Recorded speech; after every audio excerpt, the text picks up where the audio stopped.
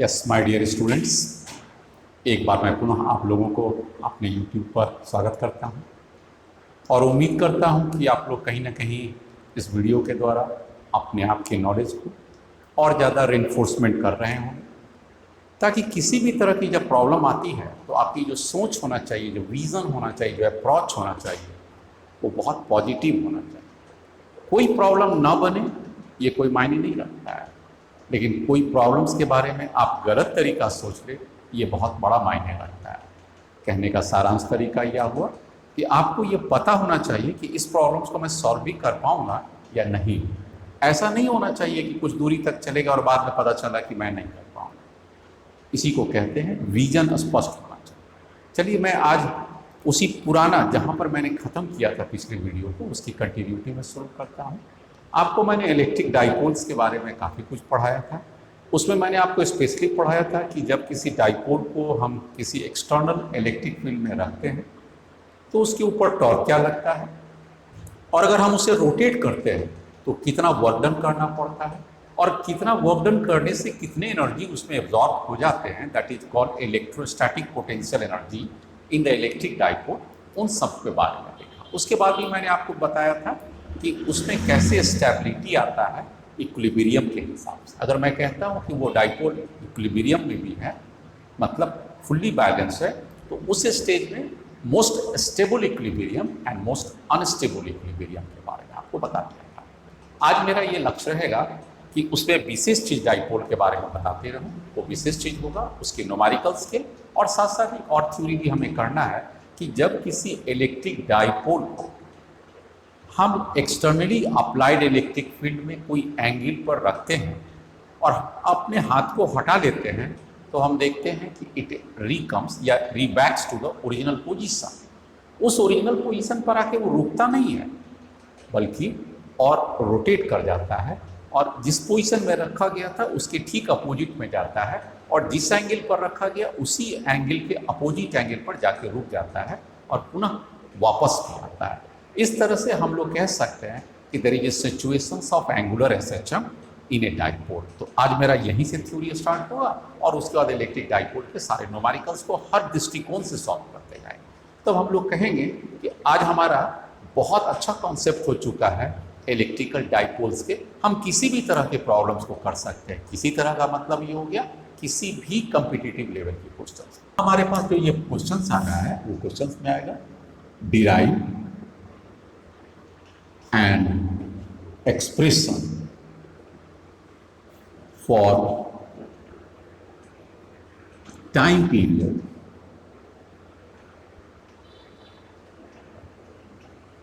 of an electric dipole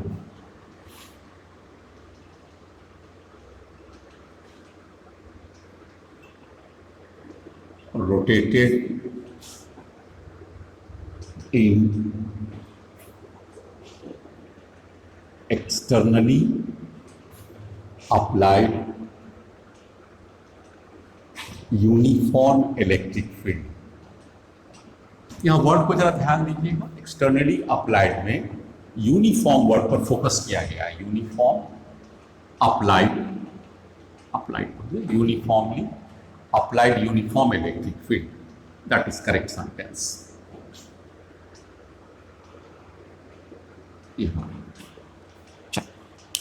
तो consider a dipole. आप देखिए जैसा कि मैंने बार बार लिया था, this is the dipole. Late us suppose it is the minus q negative charge and here it is the plus q positive charge. This is the centre, let us suppose O। This is the uniform electric field. We have applied a uniform electric field, let us suppose E। What is the dipole moment? This is the dipole moment, external from the negative charge to the positive charge. Let us suppose it is the D and here it is the O is the center. मैंने इसमें क्या बताया? AB dipole है। स्पष्ट रूप से क्या हो गया? AB electric dipole of length 12 and one of its charge, very simple, E externally applied electric field,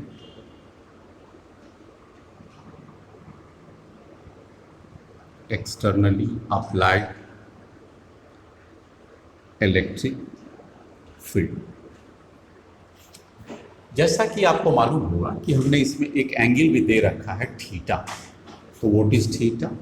theta is the angle between, ये रहा डाइपोल मोमेंट का डायरेक्शन, ये एक्सटर्नली इलेक्ट्रिक फील्ड, तो हम कह सकते हैं E and dipole moment that is a vector P, that is the angle. अब बच्चे लोग क्या होगा, आप देख सकते हो बाबू लोग कि यहाँ पर एक फोर्स लगेगा निगेटिव हो जाने के कारण, फोर्स F1 लगता है, मान लो हम लोग देते हैं, इस F1 की वैल्यू क्या हो जाती है Q इंटू E, और ये किस डायरेक्शन में पुश कर रहा है, इसे पुल कर रहा है पीछे की ओर, और यहाँ पर एक बार फोर्स लगता है, let us suppose F2 Q into E। Magnitude में दोनों बराबर है लेकिन साइन में दोनों अपोजिट है, ये आप देख सकते हैं। ओके, इसके कारण हमने ये भी देखा था कि देयर इज अ टॉर्क, मैंने डिराइव किया था, टॉर्क इज इक्वल टू क्या आया था आपको याद होगा, PE साइन थीटा, मैग्नीट्यूड में PE साइन थीटा। इसमें हमें लगता है कि आपको कोई दिक्कत नहीं होगी। ये टॉर्क कौन सा था? एक्सटर्नली अप्लाइड था, आपको याद होगा this torque is externally applied था, externally applied. P cross E हुआ करता था बच्चे लोग, टॉर्क की वैल्यू हमने आपको क्या पढ़ाया था, याद करेंगे आपने, टॉर्क की वैल्यू था PE साइन थीटा, ये एक्सटर्नली था, और अगर केवल टॉर्क पूछे थे तब क्या था, P क्रॉस E था, तो उसी को हमने मैग्नीट्यूड में लिया, तो torque is equal to PE sine theta externally. लेकिन अब अगर हम अपने मान लिया जाए आपको इस पोजीशन से रोटेट किए थे तो आपको इतना टॉर्क लगाना पड़ा था PE साइन थीटा, देखिएगा ध्यान से, आपने एक्सटर्नली फोर्स लेके इसको इधर रोटेट किया था, है ना, तो रोटेट करने में क्या था, आपको ताकत लगा था, और अभी आप यहां पर लाके छोड़ दिए बच्चे लोग, तो क्या होगा, यह पुनः उसी अवस्था में जहां पर पहले था आराम से यहां पर आ जाएगा, और बाद में नीचे जाएगा, वो एक अलग बात है, लेकिन अपने आप यहां पर आ जाएगा। अगर हम हाथ हटा लेते हैं तो कौन सा फोर्स लगता है, उस समय एक्सटर्नली अप्लाइड फील्ड लगता है। इसीलिए अगर हम ये कहें कि what is torque due to electric field, electric field force के द्वारा, तब उसमें आपको कुछ नहीं करना है, इसमें आपने एंटी क्लॉकवाइज घुमाया था, ये खुद इलेक्ट्रिक फील्ड है उसे क्लॉकवाइज में घुमा देगा, तो ये इसकी डायरेक्ट माइनस में केवल हो जाएगी, आपको बस इतना ही करना है। Why it is a negative sign? Because of the internally applied electric field, ये इंटरनली है, मतलब अगर एंटी क्लॉकवाइज को पॉजिटिव में दिए हैं, ये वाला कौन सा डायरेक्शन में मूव करा रहे थे, एंटी क्लॉकवाइज, ये कौन सा डायरेक्शन में मूव कर रहा है, clockwise, therefore it is the negative sign. बेहतर, नेक्स्ट हो गया इफ, अब यहां पर आइए, वहां के बाद से आइएगा, if theta is very small, theta का मतलब क्या है, एंगुलर डिस्प्लेसमेंट, एंगुलर डिस्प्लेसमेंट, और मैंने दिया कि if is very small, very, word very पर जोड़ दीजिएगा, इज वेरी स्मॉल, देन तब क्या हो जाएगा, sine theta tends to theta, theta के बराबर हो जाएगा, और तब उस समय टॉर्क क्या आ जाएगा, अब टॉर्क की वैल्यू क्या आ जाएगा, माइनस PE, और साइन थीटा बिकम्स थीटा। ये बात को देखिए, यहां पर क्या है, P इज ए कांस्टेंट, ये जो आप P का मैग्नीट्यूड ही ले लीजिए, ये कांस्टेंट है, क्या है ये तो आपसे कई बार किए हैं कि dipole moment, this is electric dipole moment, पीछे कई बार डिस्कस हुआ है, और E क्या है, एक्सटर्नली अप्लाइड फील्ड है, एक्सटर्नली अप्लाइड फील्ड। चलिए, तो इसका मतलब ये हो गया कि torque is directly proportional to negative of angular displacement. मतलब क्या हो गया, torque is directly proportional to negative of angular displacement. और अगर ये स्टेटमेंट है, इसी को कहते हैं angular SHM. Therefore dipole oscillates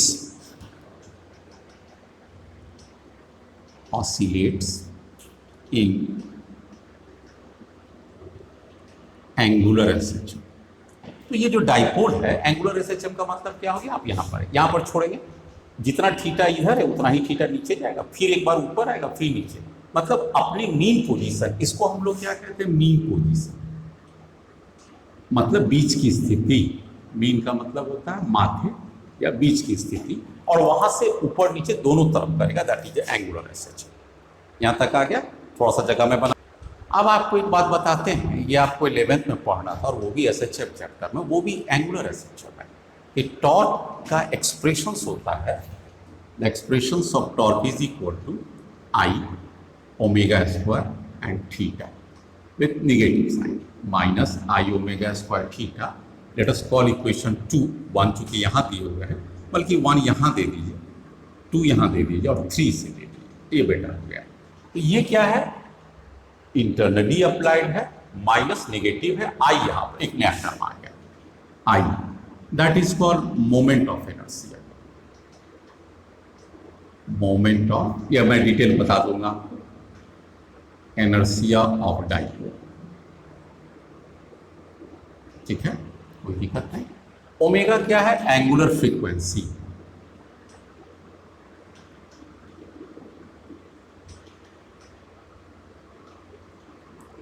तो this torque is equal to I omega. Theta क्या है बच्चे लोग, अभी मैंने देखा ही था, एंगुलर डिस्प्लेसमेंट, एंगुलर डिस्प्लेसमेंट। चलिए, और एक टॉर्क आपके पास ये वाला है, यहां भी ये टॉर्क, ये भी टॉर्क है, माइनस है, पी कांस्टेंट है, इसका आई ओमेगा स्क्वायर कांस्टेंट है, थीटा वेरिएबल है, ये भी थीटा वेरिएबल है। फ्रॉम 1 and 3, फ्रॉम 1 and 3 से अगर मैथ कीजिए तो आपके पास क्या हो गया, that I omega square equal to P E. कहीं कोई डाउट का जायज ही नहीं है, इक्वेट किए हुए दोनों को, इसलिए therefore omega square equal to P E divided by I, और इसलिए omega is equal to P E divided by I under. ये आपका एक्सप्रेशन क्लियर होता है। तो इसका मतलब ये हो गया कि ये ओमेगा है क्या, और इसे हम कहाँ यूज करेंगे, तो this is called angular frequency of the SHM. इस टर्म के नाम क्या हो जाएंगे, angular frequency of dipole oscillation. Dipole oscillation की एंगुलर फ्रीक्वेंसी। अब आपको एक बात याद रखना चाहिए कि omega is equal to 2 pi F भी होता है, इसलिए what is F, F equal to omega by 2 pi. तो फिर यहां पर एफ क्या है, F equal to frequency of oscillation, frequency of oscillation in hertz. तो ये भी ठीक हो गया। तो इसका मतलब ये हो गया कि हम यहाँ पर फ्रीक्वेंसी बराबर ले तो कितना ले लेंगे, ओमेगा की वैल्यू ये है, और इसमें 2 पाई से मल्टीप्लाई कर देंगे। तो this expression comes out to be angular frequency of dipole. Now there is another expression, time period और फ्रीक्वेंसी में रेसिप्रोकल संबंध है। इसका मतलब है टाइम पीरियड कितना हो जाएगा, ये पूरा के पूरा चेंज कर जाएगा, रेसिप्रोकल में आ जाएगा। तो this is I by P E. ये बात भी आपको याद रखना पड़ेगा बड़े एग्जाम में, कॉम्पिटिटिव एग्जाम में। अब कॉम्पिटिटिव एग्जाम में कैसे दे सकता है कि भाई इलेक्ट्रिक फील्ड और टाइम पीरियड में क्या है, अगर इलेक्ट्रिक फील्ड ज़्यादा अप्लाई करेंगे तो टाइम पीरियड घट जाएगा, मतलब ऑसिलेशन फास्ट हो, ये बात है। अगर हम पी को ज़्यादा करेंगे तो भी टाइम पीरियड बढ़ जाएगा, और अगर हम मोमेंट ऑफ इनर्शिया को ज़्यादा करेंगे तो टाइम पीरियड। तो यहाँ से एक क्वेश्चन ऑब्जेक्टिव का बनता है, इस तीनों का रिलेशन टाइम पीरियड से कैसा है। चलिए हम आपको मोमेंट ऑफ इनर्शिया समझा देते हैं, थोड़ा सा इसमें भी हम समय आपसे लेते हैं। देखिए आपके पास मोमेंट ऑफ इनर्शिया में कैसे देगा,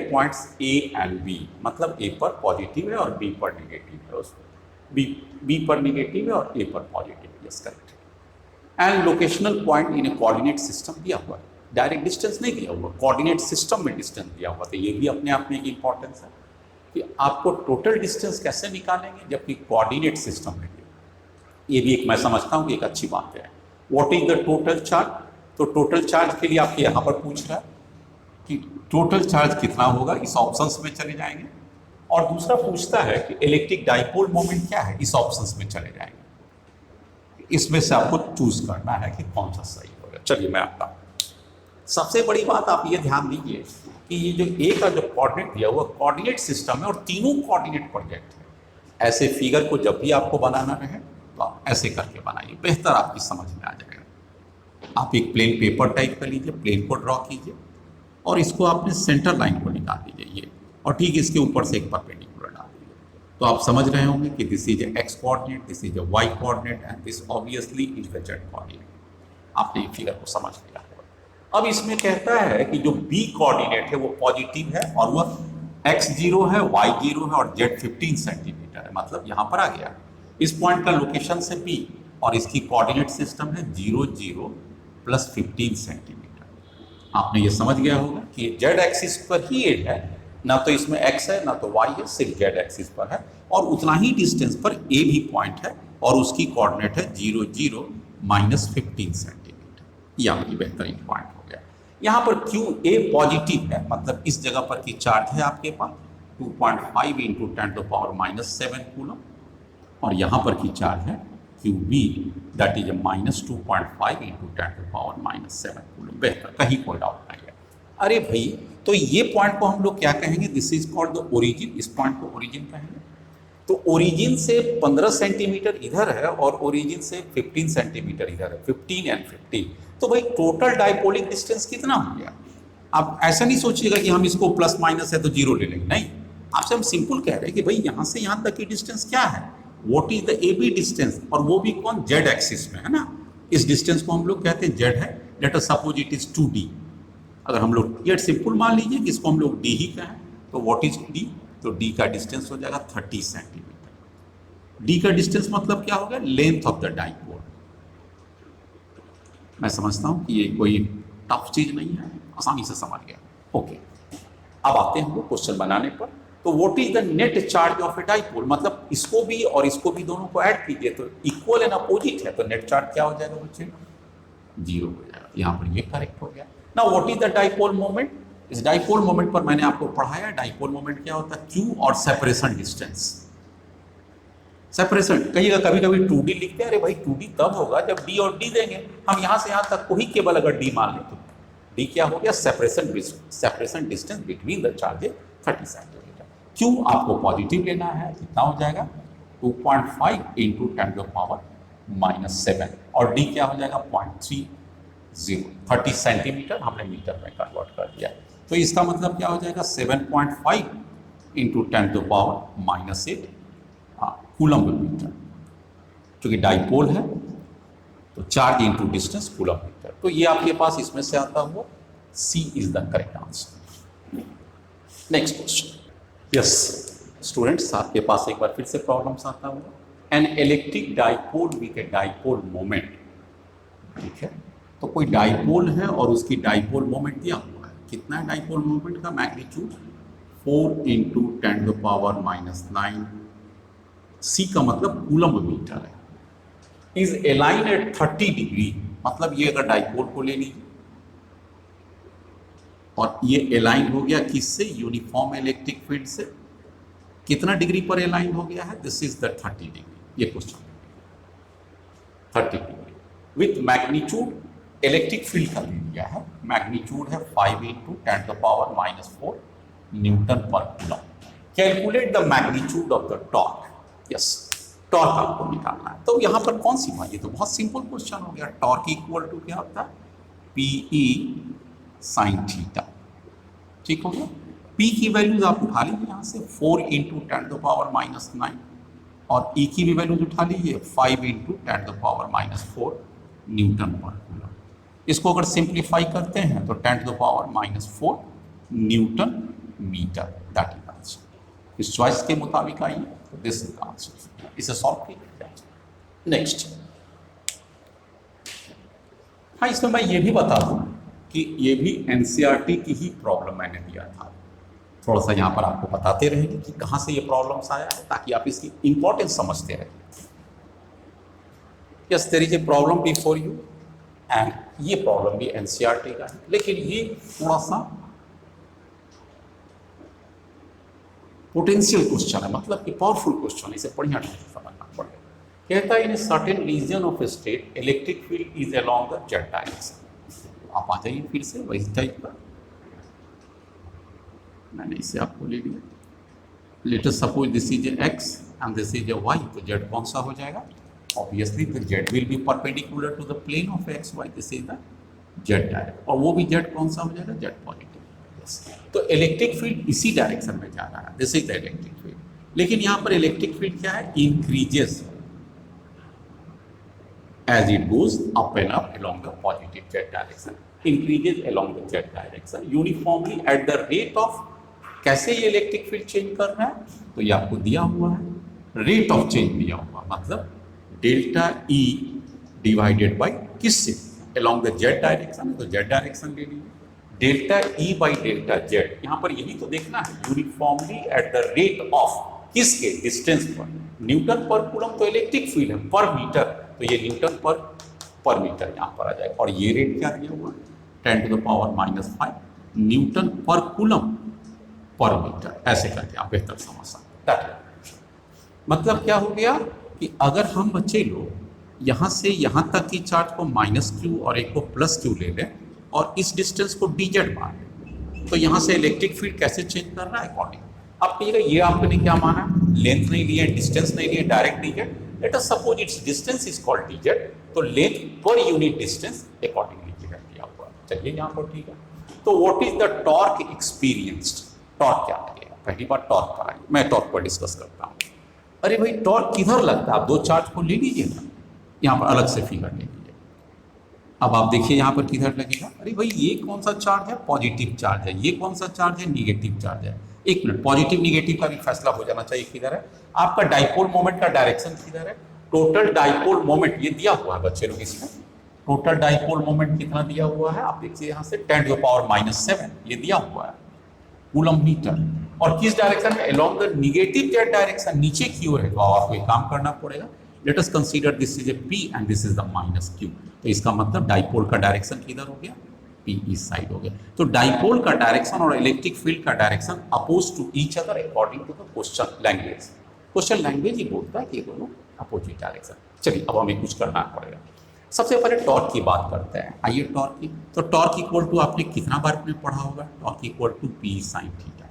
चलिए थीटा क्या है? Angle between P and P. P देखिए इस साइड है और ई इस साइड है, दोनों एंटी पैरेलल है। इसका मतलब पी की वैल्यू उसको छोड़ दीजिए, ये तो बात की बात है। एंटी पैरेलल का मतलब क्या होता है? साइन 180 डिग्री, और साइन 180 डिग्री का वैल्यू होता है 0, टॉर्क तो 0 हो गया। तो इसका मतलब हो गया टॉर्क इज 0। तो ये करेक्ट आंसर हो गया, D is the correct answer हो गया। चलिए टॉर्क तो बहुत आसान से निकल गया। फोर्स की बात करते हैं।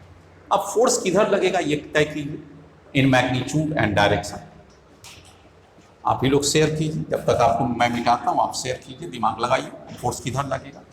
चलिए अब मेरा टाइम स्टार्ट हो गया। कहने का मतलब ये है कि इलेक्ट्रिक फील्ड यहां पर ज्यादा होगा, इस जगह पर E2 मान लें और इस जगह को E1 मान लें, किस जगह पर ज्यादा होगा? अरे भाई according to the question electric field increases along the Z positive direction, तो E2 इज ग्रेटर। समझ में आ रहा है ना? E2 is greater than E1। लेकिन यहाँ पर माइनस है, माइनस के कारण फोर्स किधर लगेगा? नीचे की तरफ। तो ये वाला फोर्स यहाँ पर कितना लगेगा? Q इंटू E2, नीचे की ओर लगेगा, याद रखिएगा। और ये वाला पॉजिटिव चार्ज है और इलेक्ट्रिक फील्ड ऊपर जा रहा था, यहाँ पर फोर्स किधर लगेगा? इस जगह पर फोर्स ऊपर लगेगा, और ये फोर्स क्या लगेगा? Q into E1। तो इसे F1 मान लीजिए और इसे F2 मान लीजिए। F2 किधर लग रहा है? नीचे, और ये किधर लग रहा है? ऊपर। तो क्या ये दोनों फोर्स का नेचर सेम है? नहीं, अपोजिट नेचर का। क्या ये दोनों का मैग्नीट्यूड सेम है? नहीं, ये भी घटेगा। तो what is the net force? अगर हम लोग F नेट कहें तो कितना लग जाएगा? Q E2 minus E1, that is called E delta E। E2 minus E1 को आप क्या मान सकते हैं? E2 minus E1, that is called, late us suppose change in electric field. Dipole चूंकि छोटा सा डिस्टेंस होता है इसलिए हमने डेल्टा E मान लिया। ठीक आ गया। लेकिन यहाँ पर तो मेरा काम बनेगा नहीं, तो हमें काम क्या करें? फोर्स निकालना है हमें। क्या निकालना? फोर्स। लेकिन अब आप आइए इसमें, Q आपके पास दिया हुआ है, आपका ये Q तो नहीं दिया हुआ है, फंस गया। E हाँ दिया हुआ, यहाँ पर ठीक है, लेकिन Q नहीं दिया हुआ। लेकिन इलेक्ट्रिक फील्ड में डिस्टेंस दिया हुआ है, और यहाँ पर एक चीज और भी दिया हुआ है कि आप देख सकते हैं डाइपोल मोमेंट भी मैंने लिखाया था। डाइपोल मोमेंट, चलिए यहाँ से देख लीजिए, डाइपोल मोमेंट कितना लग रहा है? 10⁻⁻⁷। तो डाइपोल मोमेंट का P की वैल्यू उठा लीजिए, 10⁻⁷ कूलम मीटर। अब आप क्या कीजिएगा, इस फॉर्मूला को देखिए ऐसे करके शिफ्ट कीजिए, यही इसका कॉन्सेप्ट है। Q में मल्टीप्लाई कर दिया छोटा सा डिस्टेंस dz, उसकी लेंथ का, डाइपोलिक लेंथ का dz। तो आप एक काम कर सकते हैं, इसको dz नहीं डेल्टा जेड कर लीजिए, छोटा सा डिस्टेंस है, तो delta E by delta Z कर सकते हैं। ये दोनों कैंसिल हो जाएगा, कोई फर्क नहीं पड़ेगा। अब आपका देखिए कितना बढ़िया सरिया गया। Q into delta Z is called P। P का मतलब क्या होता है? P का मतलब हो गया चार्ज और दोनों के बीच की gapping.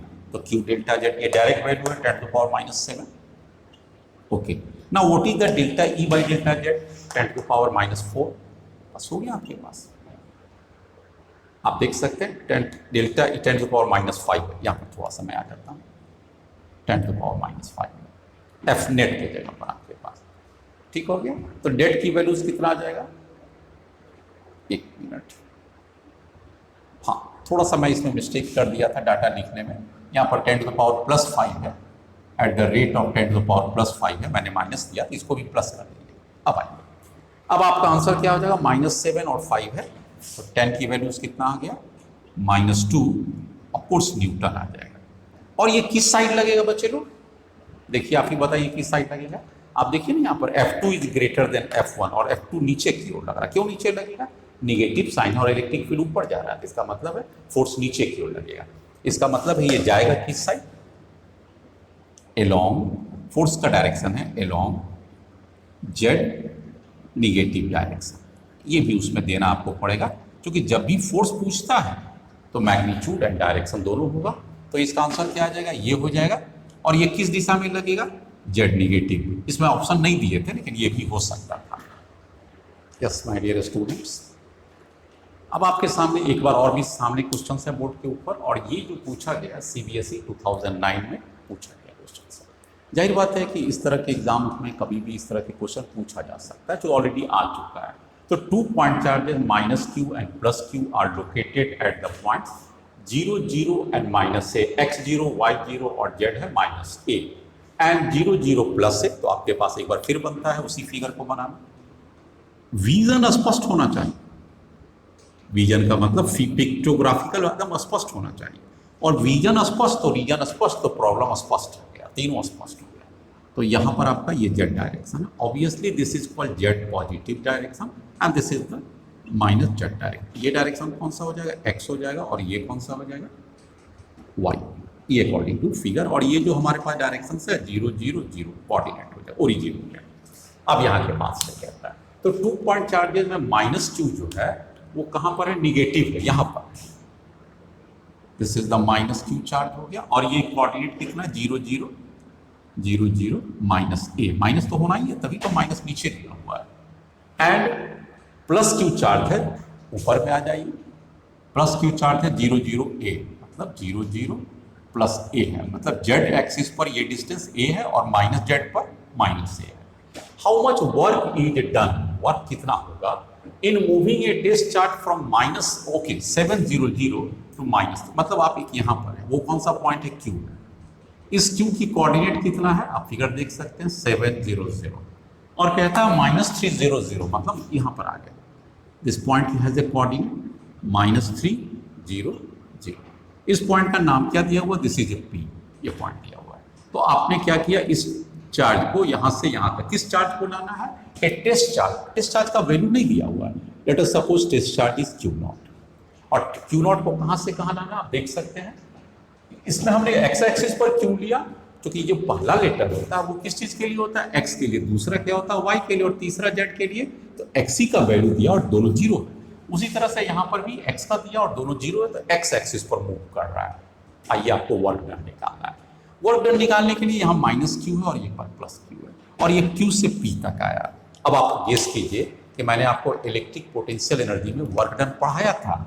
What is work done क्या होता है, टेस्ट चार्ज जो मूव करता है into change in potential, test charge change in potential. आइए, चेंज इन पोटेंशियल का मतलब हो गया फाइनल पॉइंट पर पोटेंशियल माइनस इनिशियल पॉइंट पर, तो वी पी हो जाएगा माइनस वी क्यू हो जाएगा। यहाँ पर वी पी और वी क्यू लिए हैं पहले भाई चार्ज को क्यू पॉइंट से पी पॉइंट तक लाया गया है, इसलिए तो दिए हैं फाइनल माइनस इनिशियल। आइए क्यू नॉट को रहने दीजिए टेस्ट चार्ज, क्योंकि इसकी कोई वैल्यू नहीं दिया हुआ। वीपी का वैल्यू क्या हो जाएगा, 1/4 पाई एप्सिलॉन नॉट, कहीं कोई डाउट नहीं है। अब यहाँ पर निकालिए पी पर, यहाँ पर पोटेंशियल किसके कारण, इसके कारण, किसके कारण बच्चे लोग, क्यू के कारण पी पर कितना आ जाएगा, चार्ज की वैल्यू लिखिए और वो डिस्टेंस लिखिए। डिस्टेंस यहाँ कोऑर्डिनेट में, यही तो इस सवाल की खासियत है, डिस्टेंस कोऑर्डिनेट में, यही तो इसकी मजेदार चीज है। तो डिस्टेंस कितना हो जाएगा, 0 - 0 स्क्वायर, 0 - 0 स्क्वायर, a - 0 स्क्वायर। इसका डिस्टेंस क्या हो गया, a का स्क्वायर भी हो गया और ये अंडर रूट भी हो गया। फिर से एक बार देखिए, a - x1 - x2 square plus y1 - y2 square, दोनों जीरो है। z2 - z1 में z1 है और इसका जीरो है, तो a - 1 का होल स्क्वायर और square, that is a by, कोई बात नहीं है। तो पोटेंशियल सिर्फ इसी पर थोड़ी निकालना, एक चार्ज यहाँ भी है, इसके कारण भी पोटेंशियल लेंगे तो भी कितना हो जाएगा, ये पोटेंशियल कहाँ पर हुआ, एक पॉइंट पर करिए। अगला पोटेंशियल लीजिए तो वो क्या हो जाएगा, 1/4 पाई एप्सिलॉन, किस चीज चार्ज के कारण लेंगे, चार्ज कितना है, माइनस क्यू है, माइनस चार्ज पुट कीजिए। और डिस्टेंस कितना हो जाएगा, एक बार फिर से डिस्टेंस लीजिए, कहाँ से लेना है, इस जगह से लेना है, उसी पी पॉइंट की। इस जगह से लेंगे तो 0 - 0 0 - 0 माइनस से माइनस 0 का स्क्वायर करेंगे तो ये भी तो उतना ही हो जाएगा, a का स्क्वायर अंडर रूट हो जाएगा। ये आपका वी हो गया। आइए वी क्यू की बात करते हैं। यहाँ पर भी क्या हो जाएगा, 1/4 पाई एप्सिलॉन नॉट। अब आइए क्यू पर, इसके कारण कहाँ पर, क्यू पर लेंगे, चलिए लेते हैं एक बार, तो एक बार क्यू आ जाएगा और डिस्टेंस लेते हैं तो 0 0 a और 7, मतलब यहाँ पर आ जाएगा 0 से क्या आ जाएगा, 7 का स्क्वायर है, देख सकते हैं ना बच्चे लोग, यहाँ पर 0 और यहाँ पर क्या दिया हुआ 7, बढ़िया से देख लीजिएगा। इसके वाले में हमारे पास क्या था, 0 से, एक बात और थोड़ा सा ध्यान दीजिएगा, 0 से मैंने 0 कर दिया, थोड़ा मिस्टेक कर दिया यहाँ पर। क्या मिस्टेक हो गया था बच्चे लोग, आप थोड़ा ध्यान नहीं दिए। 0 - 3 का स्क्वायर है, इसका कोऑर्डिनेट तो यहाँ थोड़ी देखना था, हमको p का कोऑर्डिनेट लेना था, तो पूरे के पूरे ये भी गलत हो जाएगा हमारे पास। थोड़ा सा एक बार समय लेंगे आपसे, एक बार बताइए, 0 - 3 मतलब 3 का स्क्वायर था यहाँ पर, प्लस 0 0 था, अब ये पर है a और 0, अब ये देखिए सही हो गया, a इसका, अब ये सही हो गया, तो इसका भी तो वही हो जाएगा ना। इसके लिए भी जब हम Q से लेंगे तो क्या हो जाएगा, एक P से लिए, एक बार Q से लेंगे इसी पॉइंट का, Q से लेंगे तो 0 का स्क्वायर, 0 का स्क्वायर, और हाँ यहाँ पर भी लेंगे तो क्या आ जाएगा, 3 का स्क्वायर आ जाएगा प्लस 1 का स्क्वायर आ जाएगा, 0 माइनस 3, 3 का स्क्वायर और 1 का स्क्वायर, कोई दिक्कत नहीं है। थोड़ा सा कटपुट हुआ लेकिन सही हो गया। अब एक बार क्या करना है, इस कहाँ पर पोटेंशियल निकालना है, क्यू पॉइंट पर। हमने कहाँ से निकाल लिए थे, पी का, क्यू पर निकाल लिए, कितना आ जाएगा, माइनस साइन तो इसका हो गया, अब आ जाएगा। चलिए क्यू पर निकालना है चार्ज, पी का हो चुका है, क्यू पर ये पॉइंट पर, इसके कारण लिख लेते 0 7 7 का स्क्वायर प्लस 0 0 का स्क्वायर कुछ नहीं प्लस ए का स्क्वायर, ये हो जाएगा। अब हो जाएगा एक और किसके कारण, माइनस क्यू के कारण, माइनस क्यू का उठाइए, 4 पाई एप्सिलॉन दीजिए और डिस्टेंस लेंगे तो फिर एक बार हो जाएगा। कैसे, यहाँ पर लिखिए, इस चार्ज के कारण, किसके, निगेटिव, और यहाँ पर 7 माइनस 0 का स्क्वायर 7 स्क्वायर, 0 माइनस 0 का स्क्वायर प्लस ए माइनस 1 का स्क्वायर कर दिया, that is also a square. अब आप बड़े आराम से देखिए कि ये दोनों कैंसिल होता हुआ, बड़े आराम से देखिए ये दोनों कैंसिल होता हुआ। इसका मतलब क्या हो गया, क्यू नॉट इंटू 0, तो आंसर क्या आ गया, 0। No work is done. कितना बढ़िया क्वेश्चन है, नो वर्क इज डन। ऐसा क्यों हो गया कि नो वर्क इज डन, जबकि हमने इसे -3 था और इधर 7 था, इधर कम डिस्टेंस था उधर ज़्यादा डिस्टेंस था, फिर भी नो वर्क डन। इसका मतलब लॉजिक याद रखिए कि आपके डाइपोल है ना, माइनस क्यू और प्लस क्यू है, तो ये कौन सा पोटेंशियल का प्लेन है, जीरो पोटेंशियल प्लेन है, जीरो पोटेंशियल प्लेन। कैसे जीरो पोटेंशियल प्लेन हो गया, अरे भाई माइनस क्यू और प्लस क्यू के बीच वाले परपेंडिकुलर जो होते हैं इक्वेटोरियल प्लेन कहते हैं, इक्यू पोटेंशियल प्लेन या इक्वेटोरियल, और यहाँ पर इक्वेटोरियल में भी क्या जीरो पोटेंशियल प्लेन है। तो इससे एक और बात आ गया, एक बड़े एग्जाम में मुझे याद है ये क्वेश्चन पूछा गया था, भाई हम इसे कहीं पर से उठा लें, मान लो हम इस प्लेन को उठा लेते एक्स वाई से, और इस प्लेन से उठा के हम एक चार्ज को यहाँ से उठा के यहाँ तक ले आते, that is X dash Y dash, तो क्या अब वर्क डन होता, कई असर नहीं समझ में आया। फिर से एक बार, मैं इस प्लेन में यहाँ पर नहीं देता एक्स एक्सिस पर, कहीं पर भी रख देता इसी प्लेन पर, और इसी प्लेन के कहीं दूसरे पॉइंट पर एक्स एक्स वाई एक्स पर टेस्ट चार्ज को लेते आता, तो क्या वर्क डन होता या नहीं होता। तो जैसे मैंने आपको बताया ये पूरा प्लेन क्या है, इक्विपोटेंशियल प्लेन है, तो यहाँ पर का एक्स वाई लीजिएगा तो पोटेंशियल जीरो हो जाएगा, क्योंकि जितना एक्स से दूरी है उतना ही माइनस क्यू से भी इस पॉइंट की दूरी है, तो ये दोनों तो कैंसिल कर देगा। और अगर यहाँ पर भी आएंगे तो ये दोनों का भी फिर कैंसिल कर देगा, प्लस क्यू और माइनस क्यू सेम डिस्टेंस के कारण कैंसिल हो जाएगा। तो पेयर में जैसे ये कैंसिल हो गया, तो पेयर में एक्स और एक्स डैश भी कैंसिल हो जाएगा, और इसका नतीजा क्या होगा कि भाई हम ये भी पूछ सकते थे कि भाई 700 ही क्यों, इस प्लेन में कहीं भी मूव करेंगे, लेकिन ये प्लेन कहां पर होना चाहिए, perpendicular bisector of the dipole, तो उसका आंसर क्या आ जाएगा, 0 ही होगा।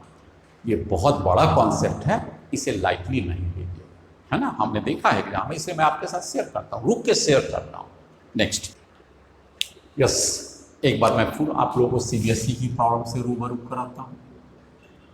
आया हुआ एग्जाम की प्रॉब्लम्स है, क्या कहता है, an electric dipole of length 10 centimetre, तो डाइपोल का लेंथ है तो उसे डी मान लें, तो this length is equal to 10 centimetre according to the question. Having charges ये दिया हुआ है, तो क्यू भी दिया हुआ 6 × 10⁻³ कूलम, दोनों डेटा दिया हुआ, placed at 30 degree with respect to the uniform electric field, तो इसको भी आप देख लीजिए। मैं समझता हूं कि आप समझ रहे होंगे, -q + q, and this is the uniform electric field हो गया, और ये डाइपोल की डायरेक्शंस हो गया, और ये कितना एंगल पर रखा हुआ है, दिस इज 30 डिग्री। एक्सपीरियंस से टॉर्क ऑफ मैग्नीट्यूड, इसके कारण इस पर एक टॉर्क लग रहा है, और उस टॉर्क की जो मैग्नीट्यूड है 6√3 न्यूटन पर मीटर है। कैलकुलेट, क्या निकालना है, electric field and potential energy, बेहतर हो गया।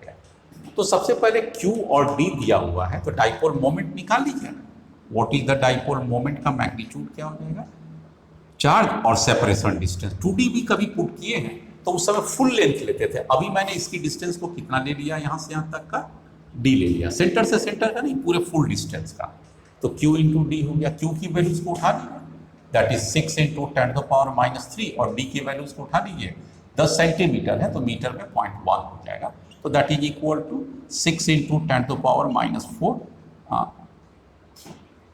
कूलम मीटर हो जाएगा। ये समझ में आ गया, 1/10 ऊपर चला गया, करेक्ट, ये तो निकल गया। हालांकि इसमें से कोई पूछा नहीं है, ये तो चला गया हमारा। दूसरी बात है what is the electric field, तो टॉर्क दिया हुआ है ना, और टॉर्क इक्वल टू क्या होता है बच्चे लोग, PE sin θ, ये तो बात स्पष्ट आता है आप लोगों को, मैग्नीट्यूड है तो मैग्नीट्यूड है ना, टॉर्क इज गिवन 6√3, कोई दिक्कत नहीं, पुट इट 6√3, P की वैल्यू अभी अभी हमारे पास आ गया 6 इंटू 10⁻⁴। ई नहीं जानते हैं, छोड़ दीजिए। And put the sine theta. Sine theta कितना दिया हुआ आपके 30 डिग्री, ऑब्वियसली हाफ हो जाएगा। अगर हम इसमें से इलेक्ट्रिक फील्ड निकालते हैं तो हमारे पास बहुत सारा चीज कैंसिल हो जाएगा। 6 से ये 6 कैंसिल हो जाएगा, 2√3, तो इक्वल टू क्या हो जाएगा 2√3 इंटू 10⁴। यस, 2√3 इंटू 10⁴ एक है ऑप्शन, 10⁴ न्यूटन पर कूलम। तो यही आंसर आ गया। इसका मतलब इसमें कौन सा आ जाएगा 2, yes, C is the correct answer.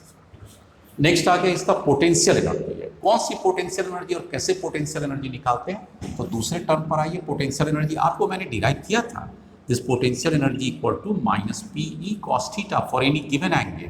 Now P is a known to you, कितना है 6 इंटू 10⁻⁴, माइनस साइन को आपको पुट करना पड़ेगा E की values.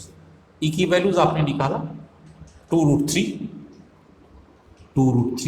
Into 10⁴ and cos theta √3/2। इस 2 से 2 कटेगा, 3 से 3 हो जाएगा।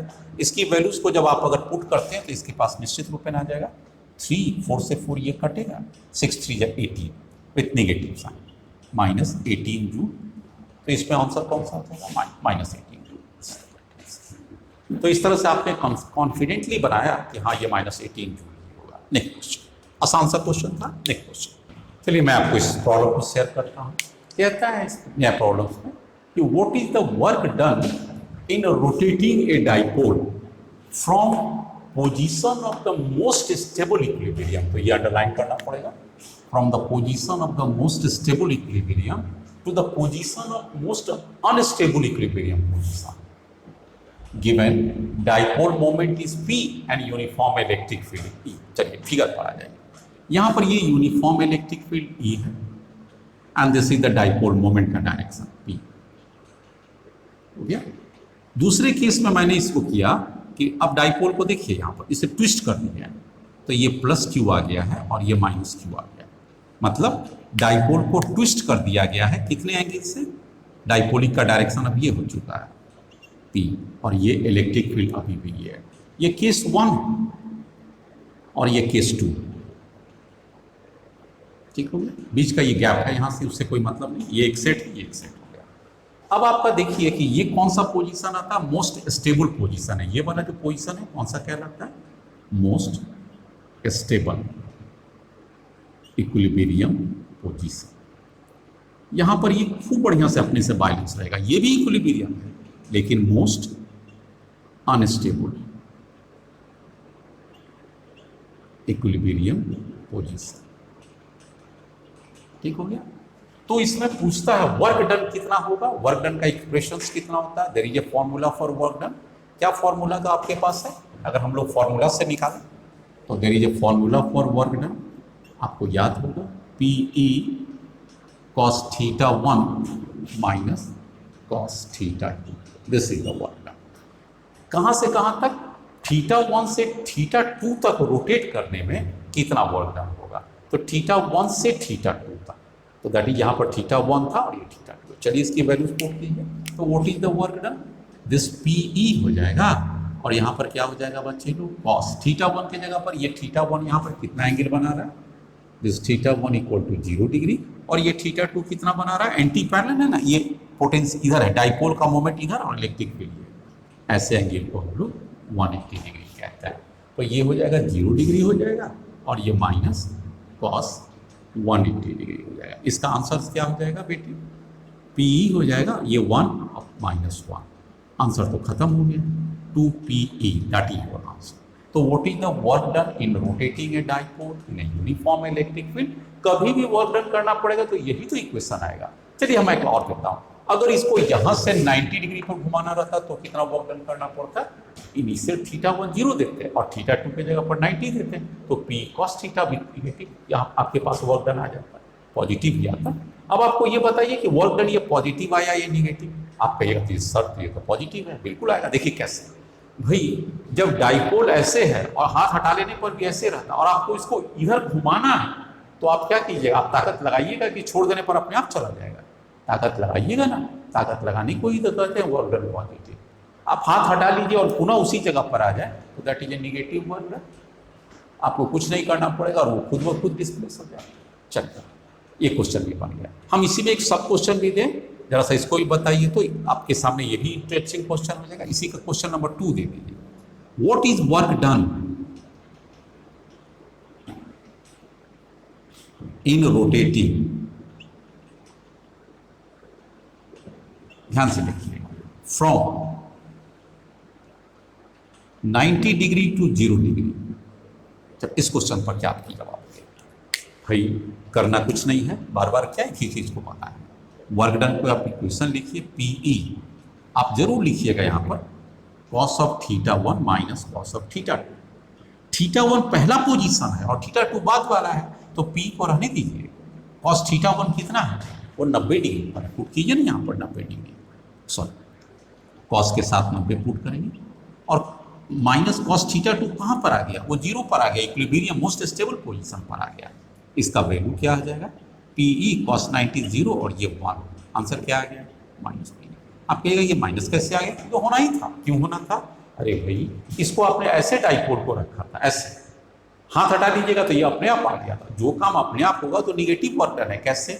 निगेटिव नहीं समझ में आया, मैं बताता हूँ। अब आपको क्या करना पड़ेगा? इसको पकड़ कर रखना पड़ेगा, क्योंकि ये एकाएक ना आ जाए। इसकी काइनेटिक एनर्जी को बहुत स्लोली चेंज होना है, या यूं कह लीजिए वेलोसिटी को कांस्टेंट रखना है। तो आपको ये घूमेगा इस तरह और आपको पकड़कर इधर घुमाना पड़ेगा, तभी धीरे धीरे करके आप लाइएगा। छोड़ दीजिएगा तो पूरा तेजी से आ जाएगा, और जैसे ही तेजी से आएगा उसमें काइनेटिक एनर्जी आ जाएगा, और काइनेटिक एनर्जी को नहीं लेना रहता है। तो आपको क्या करना पड़ेगा? उल्टा पकड़ के रखिए।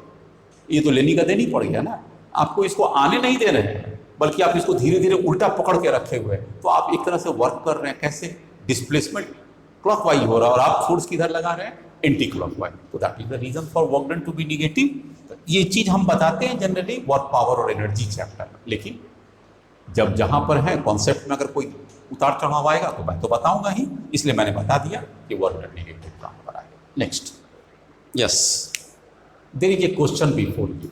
ये कॉम्पिटिटिव क्वेश्चन है, मैंने इसे देखा जेई में आते हुए, IIT जेई के क्वेश्चन है, आप लोग ध्यान से देखिएगा।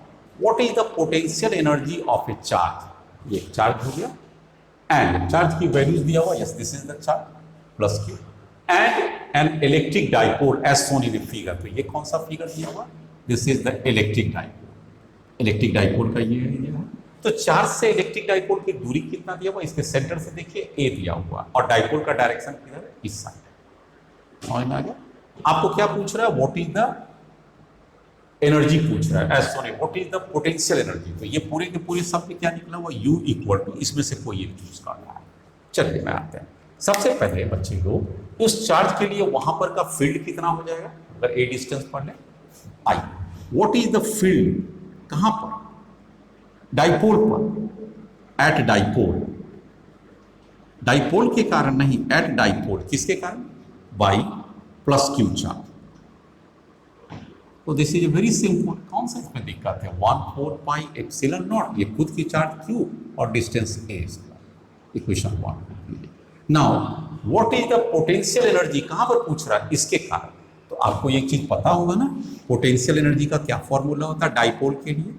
Minus PE and cos theta. This is the potential energy. Theta is the angle between P and E. चलो, डाइपोल का मोमेंट कितना है according to the question? Minus sign. E का वैल्यूज कितना है according to the values? 4 pi epsilon naught a square. Now what is the angle between dipole and electric field? ये देखिए, अरे भाई इस चार्ज के कारण इलेक्ट्रिक फील्ड किधर जा रहा है? इस साइड जा रहा है। और डाइपोल का भी डायरेक्शन क्या है? ये निगेटिव होता है और ये एरो पॉजिटिव होता है, इसलिए पी का भी डायरेक्शन इधर। तो दोनों एक दूसरे से पैरेलल है। तो पैरेलल का वैल्यू क्या हो गया? Theta equal to 0 degree. और जैसे ही कॉस 0 डिग्री पुट करते हैं तो इसका तो आंसर रिपीट कर जाएगा, minus P Q 4 pi epsilon not into A square. This is the answer. तो ये आंसर क्या हो जाएगा? बेहतर आपने समझ में कि अरे भाई इसको कैसे निकाल सकते हैं। अगर हम लोग इसका एक दूसरे फॉर्मेट से निकालें, कैसे फॉर्मेट से निकालें? कि भाई हम इस डाइपोल के कारण इलेक्ट्रिक फील्ड निकाल देते हैं, और यहां पर अगर हम इसकी चार्ज से मल्टीप्लाई कर देते हैं तो भी निकल सकता था पोटेंशियल एनर्जी। पोटेंशियल एनर्जी क्या हो सकता था? चार्ज के कारण इलेक्ट्रिक फील्ड, और यहां पर ये चार्ज दिया हुआ है। लेकिन ये आसान तरीका था, मैंने उसी को अप्लाई किया। Next, there is a question before you, बढ़िया से समझिए, मैं बताता हूँ। यहाँ पर एक ये डाइपोल है, इस फिगर को देखिए, रेड फिगर क्या है, डाइपोल है जिसकी मूवमेंट की डायरेक्शन इधर जा रहा है, और इसी लाइन पर एक चार्ज है, this is the charge, given charge. तो आपने क्या देखा कि देयर इज ए डाइपोल जिसकी डाइपोल मोमेंट p है और गिवन चार्ज q। p क्या है, p is the dipole moment, और इसकी ओरिएंटेशन और डायरेक्शन भी देख रहे हैं। एरोज मतलब हो गया नेगेटिव चार्ज इस साइड होगा, प्लस पॉजिटिव इस साइड होगा डाइपोल। नाउ कहता है कि what is the force on the dipole, इस पर कितना लगेगा due to a given point charge, इसके कारण, और ये पॉइंट चार्ज की वैल्यू है प्लस। फोर्स कितना लगेगा, हमने तो कूलम्स लॉ में चार्ज टू चार्ज को पढ़ाया था। डाइपोल से इस पर दूसरे डाइपोल से किसी चार्ज पर कितना लगेगा, उसके लिए क्या करना पड़ेगा, आंसर्स में आ जाइए। फोर्स इक्वल टू हम लोग क्या जानते हैं, Q इंटू E। अगर उस जगह पर का इलेक्ट्रिक फील्ड निकल जाए तो Q से मल्टीप्लाई कर देंगे।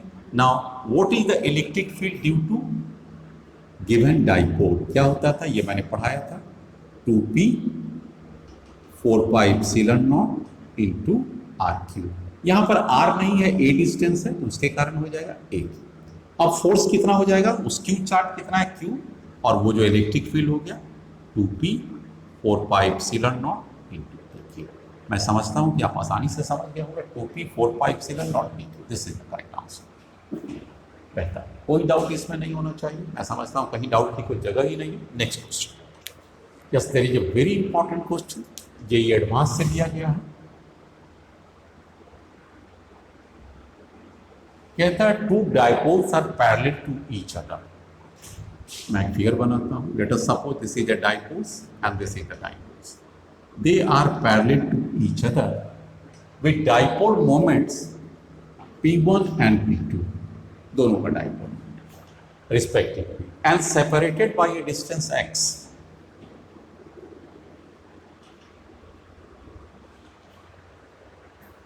What is the force of interaction between the two?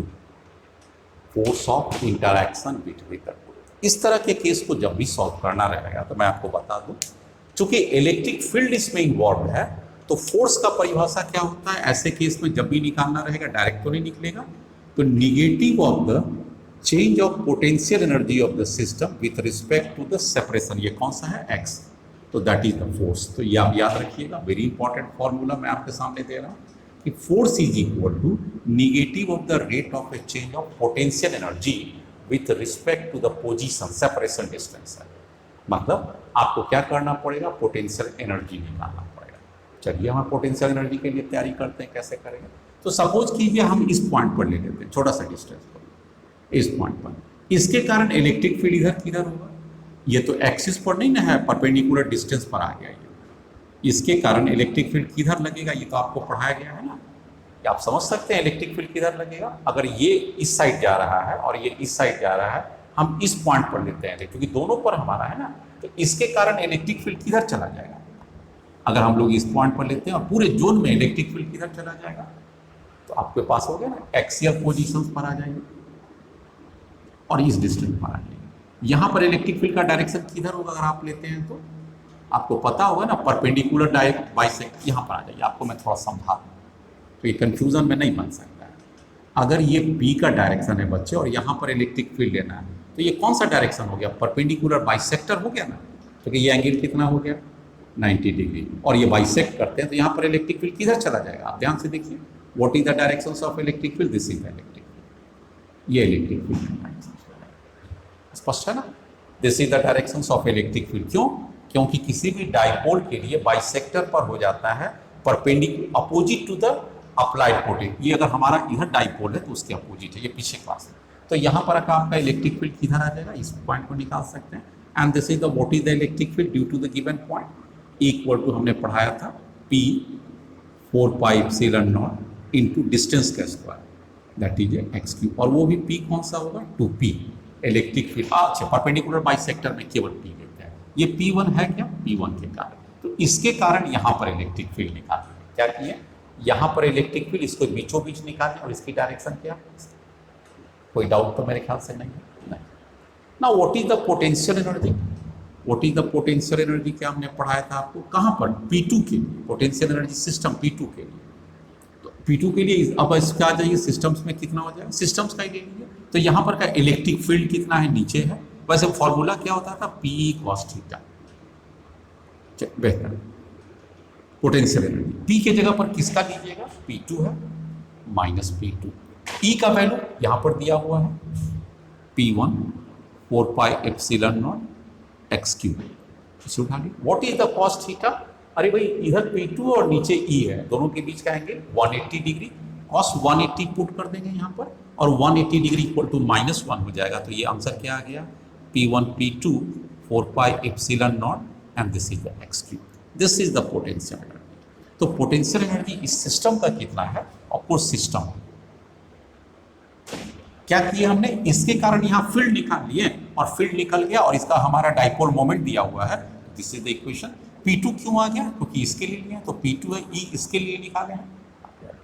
अब हम क्या करें, तो आपको करना क्या है इसके लिए, जैसा कि मैंने आपको उधर लिखाया है कि potential energy must be differentiated to get the force. इसको डिफरेंशिएट कीजिए, कैसे कीजिएगा, du/dx, और तब इसके लिए भी आपके पास क्या आ जाएगा, फोर्स आएगा, वो निगेटिव में आ जाएगा। पहले तो इसको डिफरेंशिएट करेंगे तो आप वहाँ पर देख सकते हैं निगेटिव में आता है।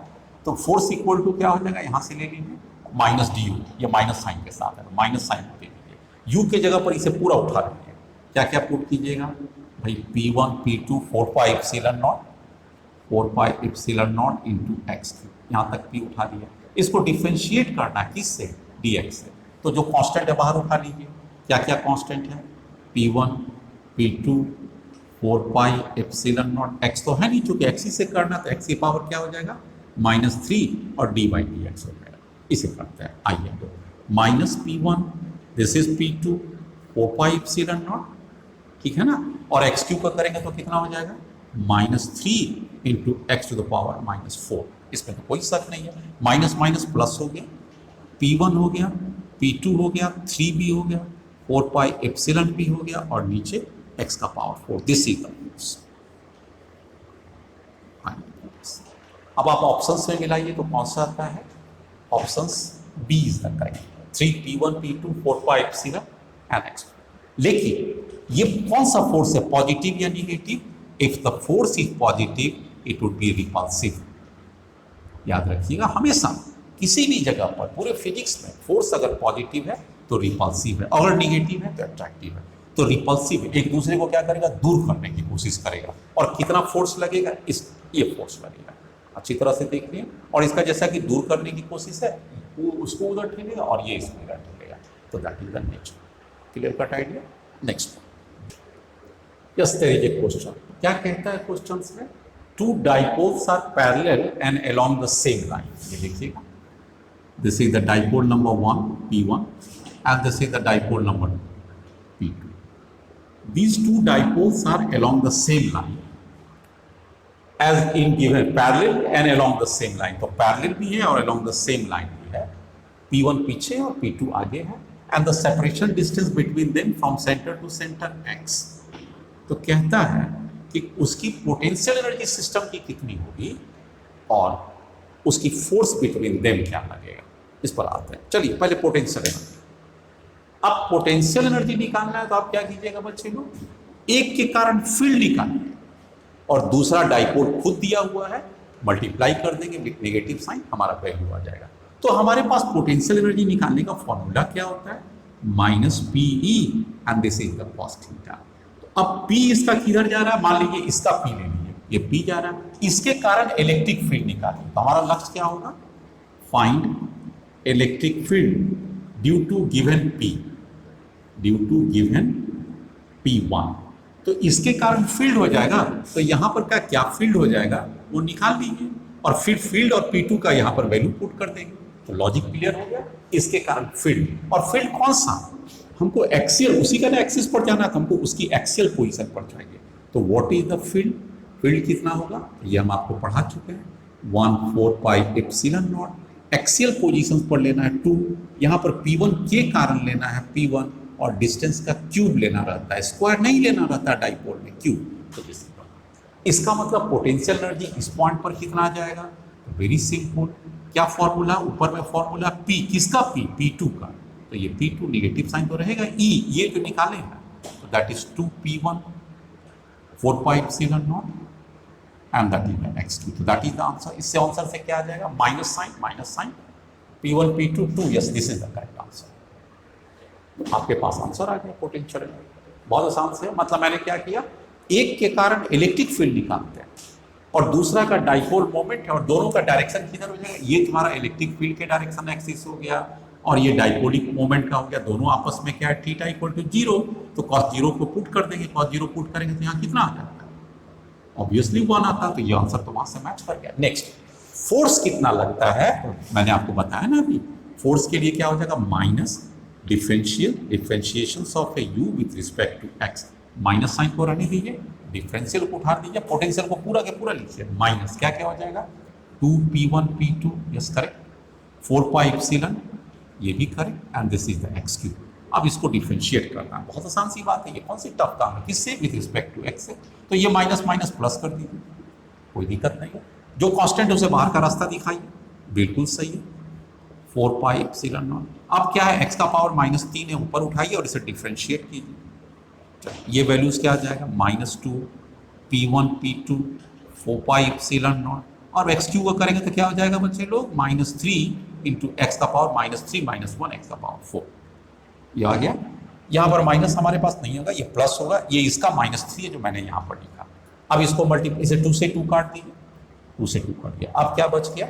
-3/2 P1 P2 pi epsilon not and this is the x4, this is the force. और इस फोर्स में ये भी ध्यान देना है, क्या ध्यान देना है बच्चे लोग, कि ये फोर्स निगेटिव आ गया। निगेटिव का मतलब क्या होता है? अट्रैक्टिव। वो एक दूसरे को अट्रैक्ट करेगा, रिपेल नहीं करेगा, जबकि दोनों अलाइनमेंट सेम है। और ये वैल्यूज कितना आ गया? 3/2। तो 3/2 का एक ही वैल्यूज आ रहा है, 3/2 P1 P2 एप्सिलॉन नॉट पाई। अच्छा, यहाँ पर से 4 कर दिया था बाबू, ये 4 कट के 2 से 2 से 4 हो गया, केवल 2 था, यही 2 आ गया। तो दिस इज 3/2। तो यहाँ पर पाई का ही वैल्यू रहेगा, -3/2 P1 P2 पाई एप्सिलॉन नॉट एक्स का पावर 4, यस करेक्ट। तो this 4 third choice is the correct. बहुत बढ़िया बात है। अगर आप लोगों को इसी में सोचिए कि इसका आंसर क्या आता, एक डाइपोल ऐसे रहता P1 और दूसरा डाइपोल ऐसे रहता P2। जरा आप खुद इसका आंसर सोच लीजिएगा, और दोनों के बीच की x डिस्टेंस है, तो क्या लगता है? अट्रैक्शन होता या रिपल्सन होता? जब दो पैरेलल में अट्रैक्शन हो गया है तो ये एंटी पैरेलल में क्या होगा? आंसर सेम आ जाएगा, लेकिन आंसर में फोर्स का नेचर क्या हो जाएगा? अपोजिट हो जाएगा, मतलब they will repel each other. Next question, there is a very important question, अच्छा कॉन्सेप्ट डेवलप करता हुआ है। क्या कहता है? There is a point charge, आप देख सकते हैं, this is the point charge and a dipole as shown in figure. ये डाइपोल है, डाइपोल का मोमेंट है P। सुन, अब आपसे इसमें पहला क्वेश्चन पूछता है कि 3 डिफरेंट केसेस है। ये Q1 है, डाइपोल इस डायरेक्शन में जा रहा है, सेपरेशन डिस्टेंस x है, डाइपोल मोमेंट P। इस फिगर में आइए, पॉइंट चार्ज है, डाइपोल का डायरेक्शन देखिए ऐसे करके है, ठीक हो गया, मतलब इसके लाइन ज्वाइनिंग परपेंडिकुलर। और ये क्या हो गया? इसका डाइपोल का डायरेक्शन इस साइड है, इसकी डाइपोल का डायरेक्शन अपोजिट हो गया, ठीक अपोजिट है, मतलब इस एंगल पर और C वाले पर 180 डिग्री से डाइपोल को ट्विस्ट कर दिया गया। इसमें कितना से ट्विस्ट किया गया? 90 डिग्री से ट्विस्ट किया गया, और इसमें 180 से। आपको कहता है इसमें सिंपल कि what is the force in each case. What is force?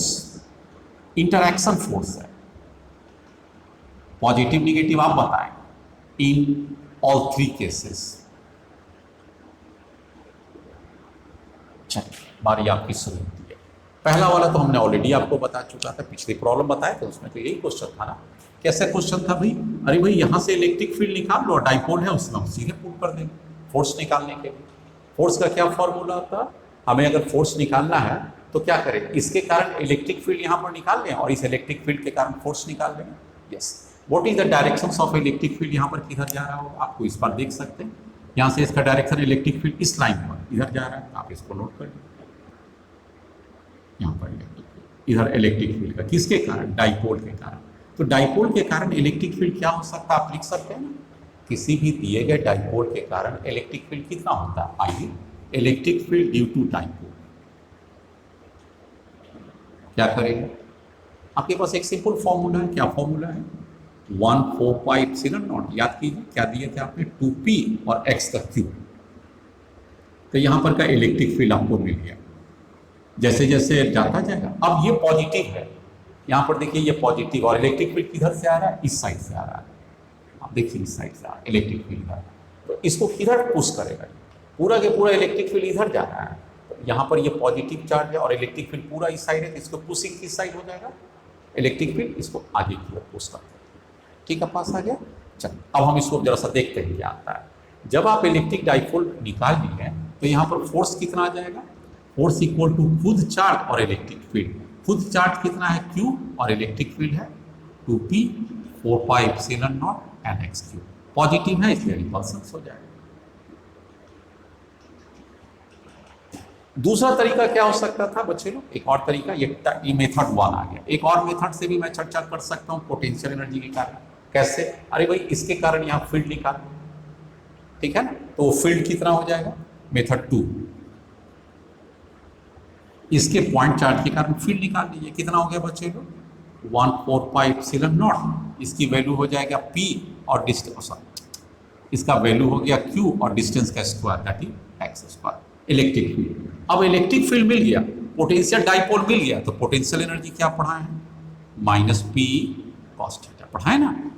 आप तो समझ ही रहे होंगे कि हाँ ये सब तो बहुत आसान है क्वेश्चन। चलिए p का वैल्यू क्या पुट करिएगा, टाइप 2 मेथड 2 है, p का वैल्यू क्या पुट कीजिएगा, p खुद ही p है, निगेटिव साइन को नहीं छोड़िएगा, e की वैल्यूज को यहाँ से पुट कर दीजिए, कितना हो जाएगा 1/4 epsilon not q by x square. ये बात आपको समझ में आ गया। Now what is the force, sorry cos theta का वैल्यू बोलिए क्या हो जाएगा cos। ये देखिए थीटा इसका किधर जा रहा है, इस साइड, इलेक्ट्रिक फील्ड भी किधर जा रहा है और डाइपोल मोमेंट भी किधर जा रहा है, इस साइड। दोनों के बीच का एंगल क्या हो गया 0 डिग्री, इसलिए ये वैल्यू क्या आ गया pq 4 epsilon not and this is the x square with sign क्या हो जाएगा नेगेटिव।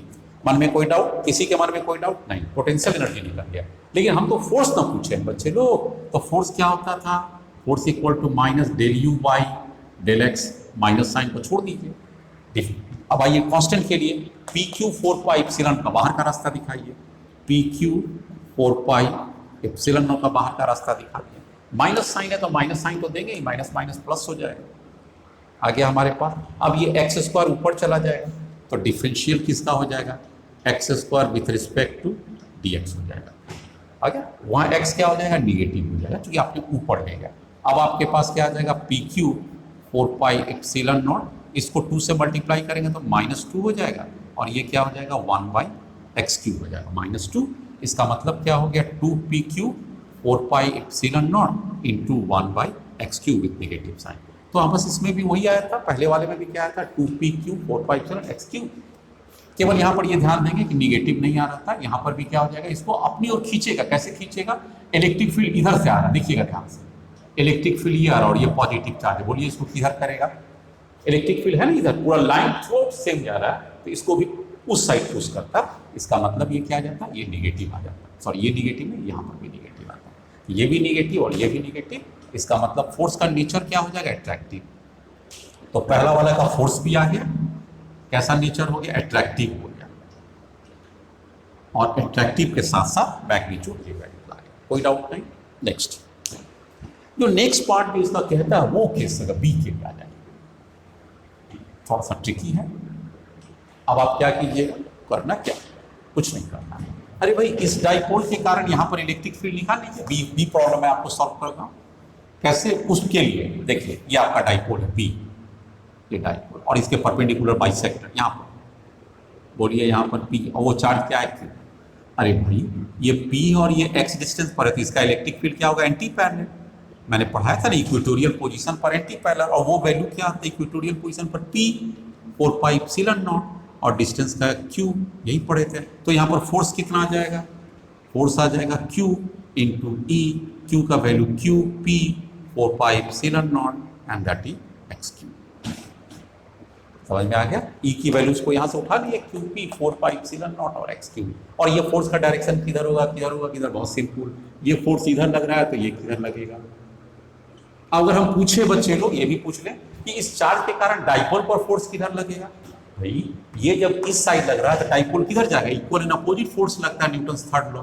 अगर ये फोर्स F लग रहा है तो यहाँ पर भी ये फोर्स कितना लगेगा, जितना चार्ज डाइपोल पर फोर्स लगाएगा उतना ही फोर्स डाइपोल चार्ज पर भी लगाएगा, बट अपोजिट इन सेंस लगाएगा। किस नियम से, न्यूटन थर्ड लॉ से। तो एक बार फिर से देख लीजिए, जो मैंने सेकंड क्वेश्चन दिया था यहाँ पर से भी आ जाइए कि ये डाइपोल इस पर फोर्स किधर लगा रहा है, इस साइड, लेकिन यही चार्ज डाइपोल पर फोर्स उतना ही लगाएगा ऊपर की ओर।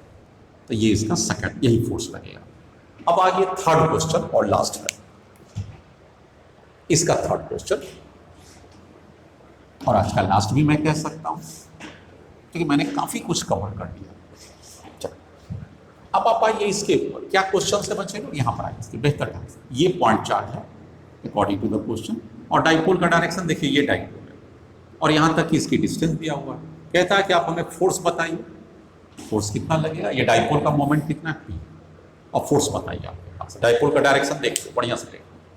क्या करेंगे, क्या करें, करना क्या, इसके ठीक लाइन पर आ गया ये पॉइंट उसके ठीक लाइन पर आ गया, तो एक्सियल पोजीशन पर यहां पर इलेक्ट्रिक फील्ड निकाल लो ना, यहां पर इलेक्ट्रिक फील्ड निकालो। किसके कारण, due to dipole. Electric field किसके कारण, डाइपोल के कारण।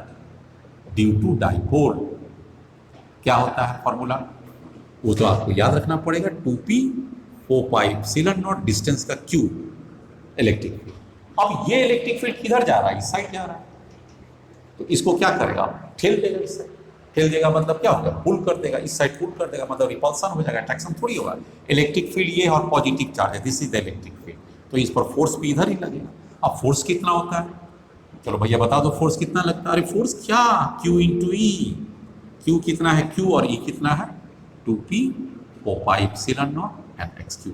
यही आंसर था उसके कारण भी, जो पहला वाला A था, और यही उसमें भी है। दोनों में क्या था, उसमें निगेटिव है और इसमें पॉजिटिव है। तो बोलिए फोर्स क्या लगेगा, अट्रैक्शन या रिपल्सन।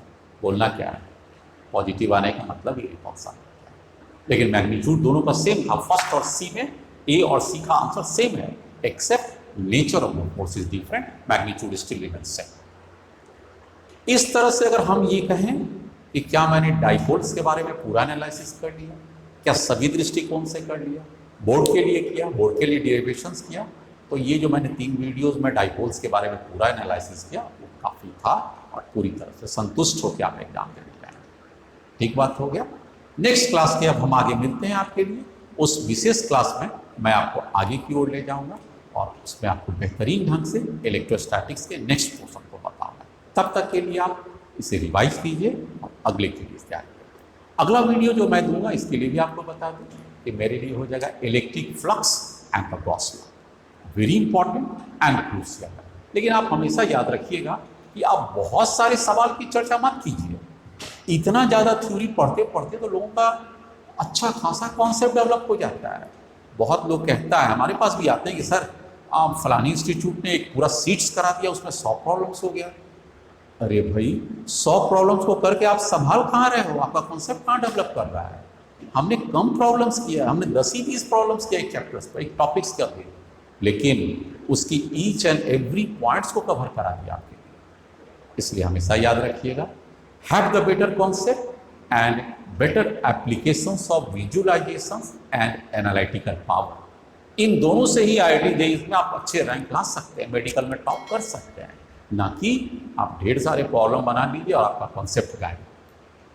चलते हैं नेक्स्ट वीडियोस तक के लिए, आपका इंतजार करते हैं। ध्यान से पढ़िए, हमारे साथ बने रहिएगा, मेरा प्रॉमिस है मैं पूरा फिजिक्स आपको वीडियो दूंगा।